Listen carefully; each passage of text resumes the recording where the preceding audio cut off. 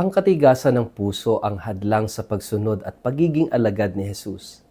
Ang kabukasan at kababaang loob ay katangian naman ng mga sumasampalataya sa Kanya.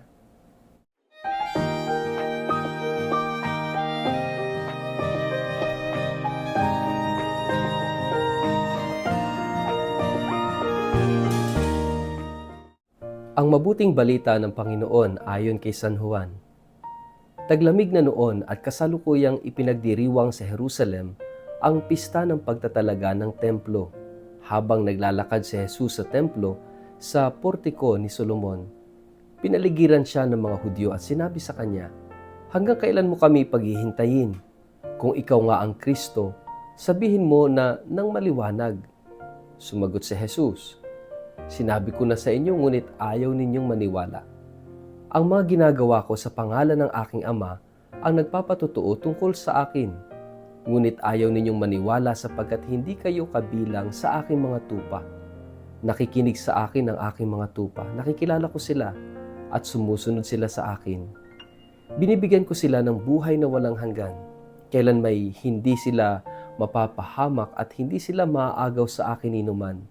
Ang aking Ama na siyang nagbigay sa kanila sa akin ay lalong dakila sa lahat at hindi sila maaagaw ninuman sa aking Ama. Ako at ang Ama ay iisa." Ang mabuting balita ng Panginoon. Let it light your way, word of the day, hear what God has to say. Mapagpalang araw po sa inyong lahat. Kumusta po kayo? Ang atin pong word of the day ay hardness. Bago po tayo magpalalim sa atin pong reflection ngayong araw na ito, kayo po'y muli kong inaanyayahan na huwag kakalimutan mag-like, follow at subscribe sa ating page na Word of the Day. Ganun din po pakishare ang video ito sa inyong kapamilya, kamag-anak, kaibigan, mga kakilala sa social media para po sama-sama tayo sa pagiging media evangelizers at online missionaries na nagpapalaganap ng salita ng Diyos sa mundo ng social media.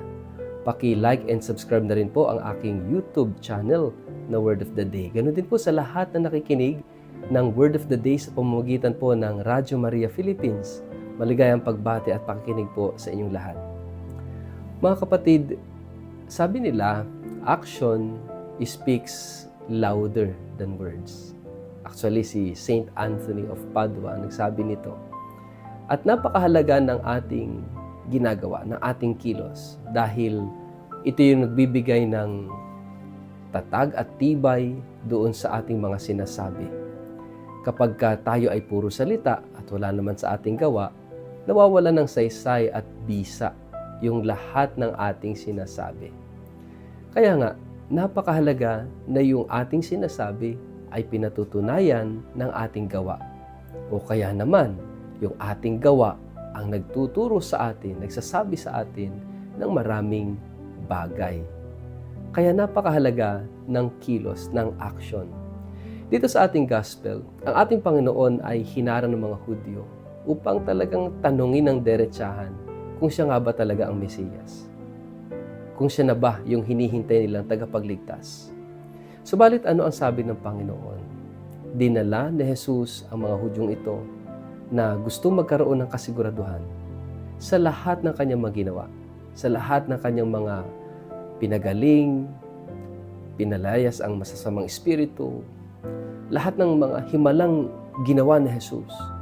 So Jesus brought them to His actions, to what He did. No? It's a way of saying, hindi pa ba kayo naniniwala? Hindi pa ba kayo makapaniwala na ako nga yung Mesiyas? Nakita nyo ang ginagawa ko. No? Nakita lahat. No? Pero hindi sila naniwala. Why? Because of the hardness of their hearts. Kasi nagmamatigas ang puso. Ito yung hadlang, mga kapatid, sapagkat yung pananalig, yung pananampalataya ay pagsuko ng puso, pagtanggap at paniniwala ng puso sa katotohanan. Kaya nga kapag ang tao, sa dinami-dami na nakita niyang mga patotoo, hindi pa rin naniwala, wala na siyang paniniwalaan. Sabi nga sa isang pelikula, yung kay Saint Bernadette Soubirous, yung apparition sa Lourdes. At the end of the story, nakalagay at sinabi doon, for those who believe, no explanation is necessary. But for those who do not believe, no explanation is possible. Ganito yung nangyayari sa konteksto ni Jesus. Ganito ang nangyayari sa mga Hudyo sa panahon niya. Marami nang ginawa si Jesus na himala. Marami na siyang ginawang kababalaghan.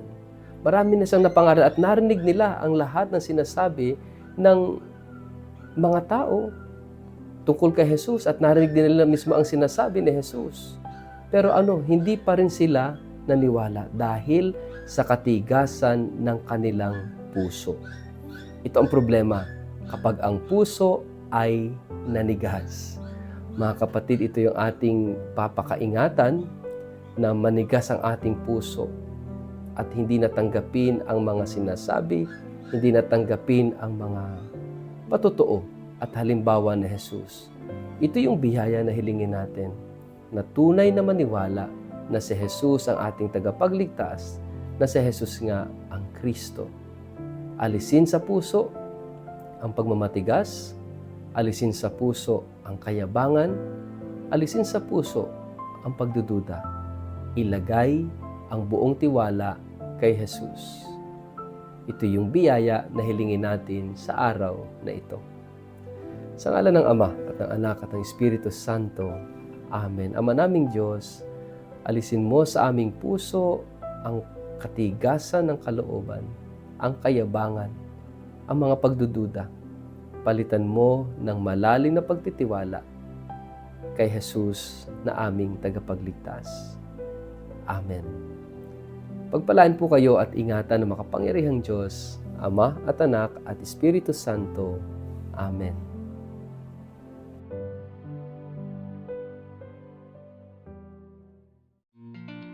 Sa lahat po ng aking mga followers sa Word of the Day, ang ating simbahan ay magdiriwang ng taon ng Hubileo sa susunod na taon na tatawaging Jubilee of Hope. Bilang paghahanda po dito, ako po ay nagtakda ng isang espesyal na pilgrimage sa taong ito sa ika-11 hanggang ika-25 ng Oktubre. Maliban sa pagbisita sa mga kilalang syudad sa Europa tulad ng Paris at Lyon sa bansang France, sa Rome, Milan, sa Venice, sa Florence, Pisa at Assisi sa bansang Italia, ang pilgrimage na ito ay may natatanging katangian. Bibisitahin po natin ang ilang mga Marian shrines tulad ng Our Lady of Miraculous Medal at ang Our Lady of La Salette sa France. Gayon din, ang Holy Face of Jesus of Manopello at ang Eucharistic Miracle sa Lanciano, Italy ay atin ring mabibisita. Hindi lang po iyon, magkakaroon din po tayo ng pagkakataong makita ang mga incorrupt bodies ng mga santo tulad ni na Saint Padre Pio, Saint Catherine Labouré, Saint Vincent de Paul, Saint Bernadette Soubirous, Saint John Vianney, Saint John Bosco, Saint Clare of Assisi, Saint Lucy at marami pang iba. Magkakaroon din tayo ng pagkakataong mabisita ang 4 na basilika sa Roma at ang ilang mga historical at itinuturing na wonders of the world tulad ng Eiffel Tower, Leaning Tower of Pisa, ang Colosseum at marami pang iba. Kung kayo po ay interesadong makasama ako sa espesyal na pilgrimage na ito, maaari po kayong tumawag o mag-text o mag-email sa mga sumusunod na contact details na nakikita nyo sa screen. First come, first serve basis lamang po ito. Kaya kung kayo interesado, huwag kayong mag-atubiling mag-contact sa amin. Maraming salamat po.